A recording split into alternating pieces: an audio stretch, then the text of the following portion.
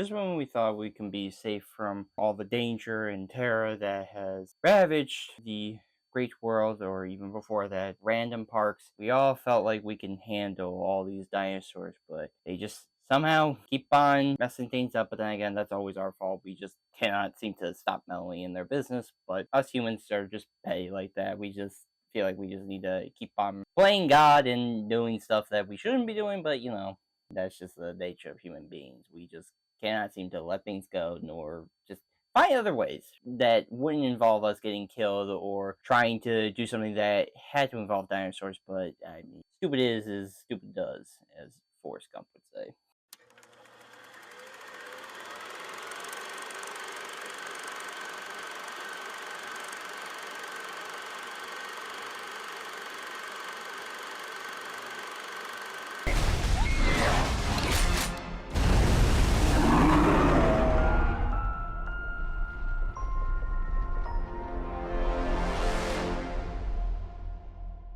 Jurassic World Rebirth is directed by Gareth and written by David Koepp. The film stars Scarlett Johansson, Mahershala, Jonathan Bailey, Rupert, Manuel, Garcia-Rulfo, and Ed Skrein. According to IMDb's plot synopsis, 5 years post-Jurassic World Dominion, an expedition braves isolated equatorial regions to extract DNA from 3 massive prehistoric creatures for a groundbreaking medical breakthrough. The Jurassic series has been that franchise that has seen a dip in quality with each sequel. Every time a new movie would come out, a lot of people would say, yeah, no, just never living up to what that first movie was, because of course the first is still considered the best, not only in this franchise, but is still regarded as one of Spielberg's best films.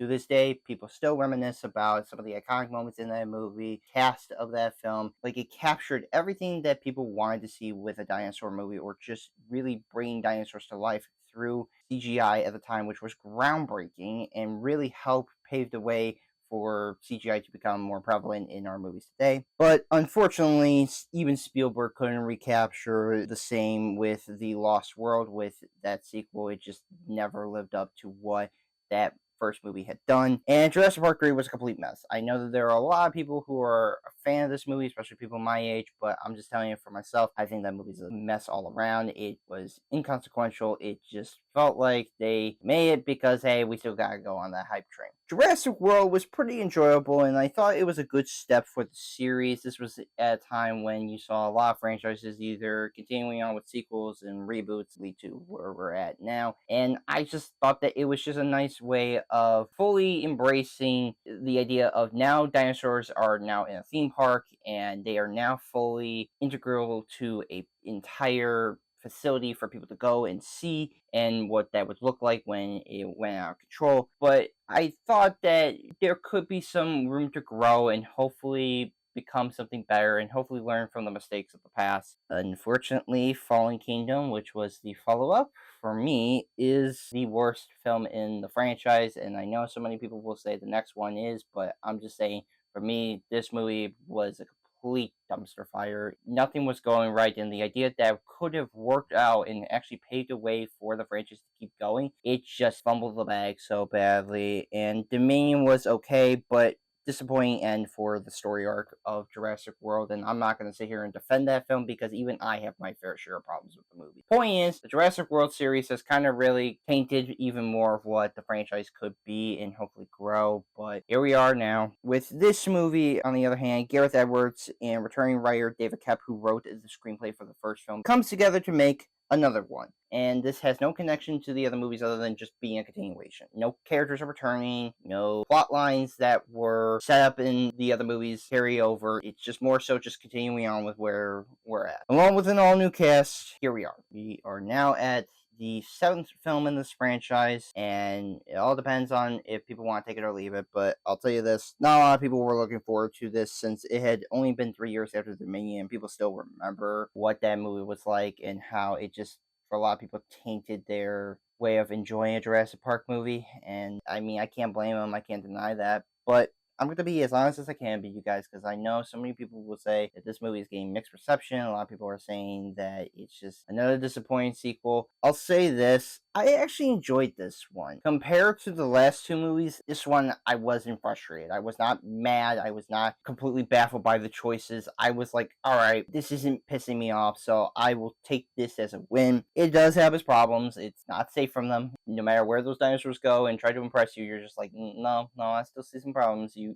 can't just hide with a bunch of dinosaurs and think that that's good enough. But I will take this, like I said, over the last two movies. The last two movies, in my mind, just could not help themselves, and they just really squandered a potential that could have worked because of the execution, as well as the fact that they barely showed the idea or the premise of dinosaurs ruling the entire earth and being in society fully. But before addressing my issues with this film, here are the positives that I have. The performances are fun. Johansson, Ali, and Bailey made for likable and enjoyable leads to watch, keeping up with the nature of the film or just the series as a whole. Nobody returns from the Jurassic World movie, so no Chris Pratt, no Bryce Dallas Howard, so we have brand new characters here. And as much as, sure, the characters they're fine, they're nothing to like be like amazed about. They're likable enough because of the actors providing it. Scarlett Johansson, she's a badass. She proves that throughout the entire movie, and she has always showcased how much that she can really carry a movie, and this movie she does. And as much as sure her character isn't anything to write home about, it's just nice knowing that hey, there's at least a badass female here that can do all these cool stuff. Mahershala, he's likable, he's charming,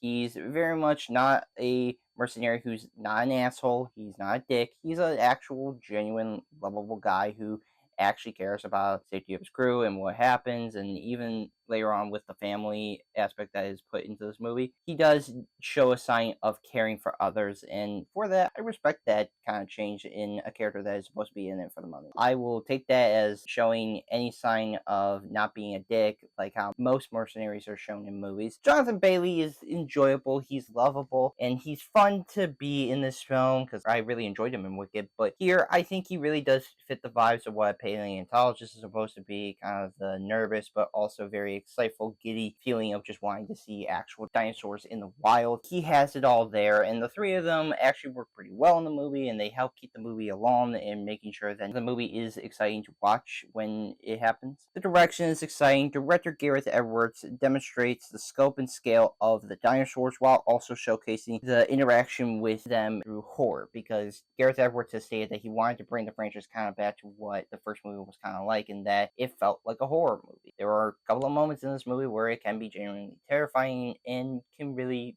make kids a little bit scared. Showing the danger of how these beasts are, I think, was a great choice and a better way to kind of redirect the goofiness of dinosaurs, because Jurassic World movies have kind of made dinosaurs to be kind of silly and ridiculous. And while some may say that that still kind of continues here, there were genuine moments I will give. They actually did try to make them threatening and actually scary, to where hey, there was an attempt, it was made. Maybe it wasn't always 100%, but at least a good amount of it. I give credit for at least trying to make them be as threatening as they can be. But I really do think that Gareth Edwards is a good choice of really showcasing what these dinosaurs look like, how the scope scale from a human to a dinosaur of this size can look and feel, and for that, I respect the man in that regard. The cinematography is beautiful. Cinematographer Joe Matheson shows the luscious and gorgeous look of Il St. Hubert. Also capturing the action and the dinosaurs are, of course, the big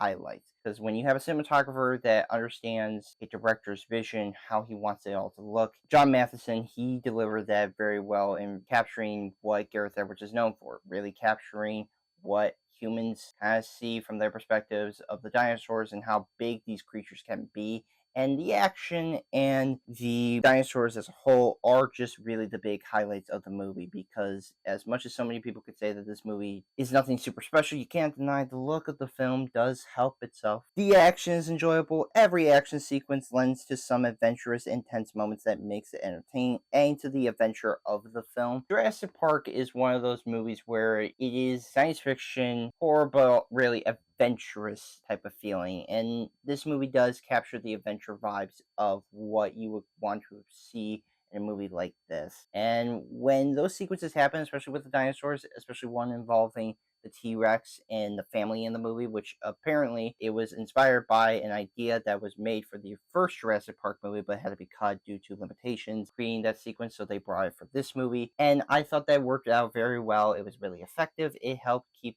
the intensity of the dinosaurs, mainly the T-Rex, still keeping us feeling engaged with what's happening. But really, the action itself, it's a good time to see a lot of dinosaurs and humans interacting with one another and getting into chases and shenanigans of that nature. The music is stellar, though it does use John Williams' score. Composer Alexandra Desplat interjects intensity and excitement, carrying the legacy of the music. No matter who composes the score, you're always going to have that John Williams score. It's synonymous with the franchise, is what a lot of people recognize when it comes to Jurassic Park, and thankfully Alexandra Desplat, they delivered on that front, and they were able to keep the music of what the series is known for alive, and making sure that there is a sense of fun, of adventure, and keeping it all feeling exciting to see whenever the dinosaurs are on screen. Even, like I said, they do use John Williams' score. There's no getting around that or denying that, but if you're going to use it, at least have the decency or respect to really showcase what you're really displaying with that music, and it works very well. The visuals are amazing. All the dinosaurs look incredible and lively, making it all stunning. As much as, yeah, it's visuals, it's CGI, it looks amazing. Really incredible to see all these dinosaurs and kind of a little bit of the different designs that dinosaurs that they do have. Even though this is supposed to be an island full of mutant dinosaurs, and it was a little lackluster in that regard, for what they had for the movie, I'm not gonna get angry that they try to at least add a bit of the classic stuff whilst trying to interject some of the mutant aspects of the movie. Although I will say the new T-Rex in this movie, I'm not gonna lie, you're gonna be disappointed because he's barely in this movie, which is kind of the bummer issue of it. But again, visuals hold it up to make sure that these dinosaurs do look as alive. How it works in this franchise, how these dinosaurs move and feel, it blends very well. The production is well together. Seeing the props, sets, and crew work is shown and is met,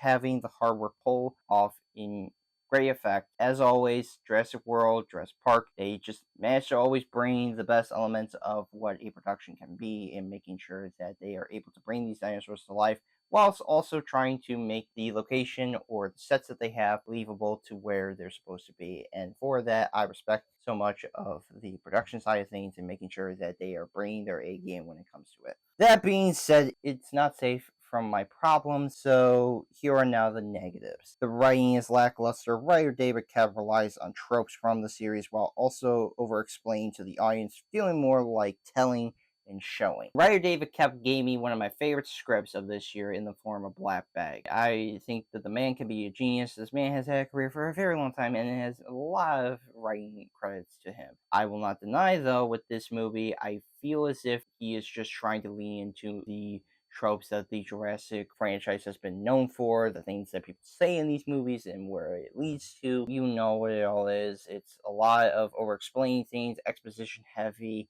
and it just gets to a point of, man, I understand that a lot of people criticize and the inconsistency or the problems with the Jurassic World series, but when you have every character trying to explain like a reasoning after somebody is like, well, why do this or that, I just think that's just too much. And the fact that you're just trying to make up for people having that criticism, I mean, it gets to a point of, I would rather have them not explain so much in this movie than them over explaining too much. The product placement is everywhere. Well, it's not on the level like the Electric State was. It's still there. From M&M's, Dr. Pepper to Snickers, Lay's, and Altoids, it becomes overabundant. Even though it's not like in the camera in your face, it's still on the sides of the scenes, like placements, as well as where characters are standing. Man, if there is one thing I cannot stand, especially blockbusters, I hate the product placement. The product placement in movies is just ridiculous. It's really sickening, and it just makes you feel like you're just being sold on a commercial than you are on a movie. And when those products show up, I'd be goddamn, are you really trying to just really sell me on a product that I don't care about right now? I'm watching a movie. I shouldn't have to think about buying something. I should be focusing on what I'm watching, not telling me to go buy something that I may or may not like. Stop doing this. It's so annoying, it's ridiculous. I have a 3-rule policy, and the fact that they just kept on adding more of some of the other product placements in this movie is just dumb. It may not be in your face, but when it is like clear that they are trying so hard to sell you on Snickers, Dr. Pepper, and Lay's, Altoids. Like, come on, man. Don't insult me with that. Like, how am I supposed to defend you when you do that kind of stuff? It's blatant. The villain is bland. He's just your standard corporate bad guy doing it for money only. It's not like we've never seen the Jurassic series ever had villains that were doing it for money. How many times have we done this? Like multiple times. You might as well have just taken the lawyer from the first movie and he could have been the main villain for this. Because, man, I'm telling you, it just seems like it gets to a point of how many times are these fools just going to just only do it for the money and not realize that you should actually give a shit? I understand you're corporate, but goddamn, like, even corporate would actually be like, all right, we need to stop. We need to cut our losses with some ridiculous expeditions like this, lending nothing than just kicking the plot off. The whole point of this character, his whole purpose, it gets so annoying. It's old. I'm tired of it. I just wish there were better villains for Jurassic World to be interesting than just rich people. it's just like, how many times are we gonna do this? It's old. It's lame. It may have its faults, but I had a good time with it. I'm not gonna sit here and BS you guys. I found myself really enjoying with what the movie had to offer. Yeah, it plays it safe, and sure, that will really make a lot of people mad, which I can't deny that either. But man, when you fumbled something like a premise of dinosaurs now going into society of today, man, you might as well just go back to the safety net, because if you can't seem to land on that concept, then just at least land on a concept that can work. It was just for the best. I know that will piss people off. I know that will make people be like, this is why this franchise needs to die, yada. And sure, but let's be honest. If it still makes money, it's still gonna do it. I mean, this weekend alone it proves that, yeah, no, people still love these dinosaurs. Though it's not even close to what the first movie has to offer, because that movie is just so good. It is so amazing. It's a fun watch at the very least. If you want to go see something on the big screen, watching dinosaurs do their thing, you'll have a fun time with this. For Jurassic fans, I don't know how they're gonna feel. I'm just telling you for myself. I would rather take this than the last two movies for sure, like 100%, without a doubt, without hesitation. I'm gonna give Jurassic World Rebirth a 7 out of 10. It was enjoyable. It's fine. It's a good time. If you want to take your family to it, you'll get a kick out of it. And listen, I get that it's safe and not really doing anything new to push the series ahead for the future, but I mean, for at least now, they got through it, at least for me, and knowing that, okay, you at least got the simple things down for this franchise and not, doing something that could have been simple and worked and just fumble about it. Because I don't know how you manage that. I really don't know how. I will be soon doing a review for Superman. So, yes, look forward to that review and other reviews coming soon.